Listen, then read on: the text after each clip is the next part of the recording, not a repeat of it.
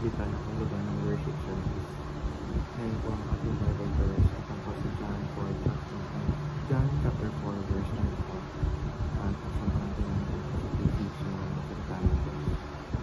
Yung sabi dito na God is spirit and his worshippers must worship in the spirit and in truth. Sa Tagalog, ang Diyos is spirito. Kapag sumasamba sa kanya ay dapat siyang sambahin sa spirito at sa katotohanan.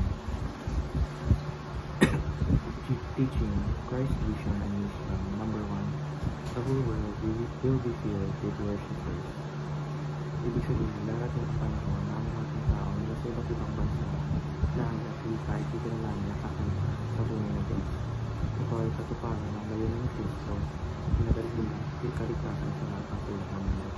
Hindi lang kailangan tatawagin, kundi bawat isa ay magkakaroon ng pagkakataong ngayon ang ibang mundo at sinambat ng mundo.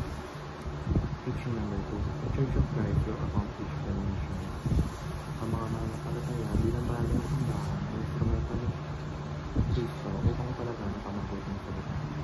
Sa pamamagitan ng kanyang pananampalataya, gawa at pagsunod ay isa sa katuparan ng mission ng simbahan. Ang dali namin tayo pag-ibig sa ligtasan ng Diyos sa mga mundo. Teaching number 3, the nations will bow down and honor God. Ang lahat ng bansa ay lilipot at bibigay parangal sa Diyos. Pinapakita nito na ang katuparan ng halilayan ng Kristo na ng tao kailangan siya bilang hari ng mga hari. Ang mga bansa, naman man o mahirap, makapangyarihan man o mahina, ay magbibigay daw natin sa kanya bilang tanging Diyos at Diyos. Application number 1, gather in Christ to edify one another and learn. Magtutong tayo sa pangalan ng Kristo upang patatayin sa isa sa amin.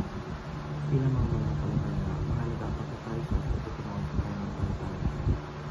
Kahit saan tayo naroon, sa paaralan, trabaho o bahay, dapat tayo magpalakas at sa pananampalataya at magpapalakas ng manatiling tapat kay Kristo.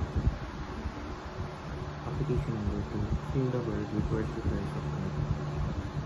Punuin natin ang mundo ng mga sumasunod sa Diyos. Ang ating papel hindi lang sinampa, kundi ang nilahandi ang iba na makilang ng Diyos. Sa ating mga salita, asa at buhay, ipapakita natin ang kabutihan ng Diyos at ang mga tao bilang iba na sinampa. Application number 3, make it your mission to honor God with your family. Gawin mong mission sa inyong pamilya ang magbigay karangalan sa Diyos.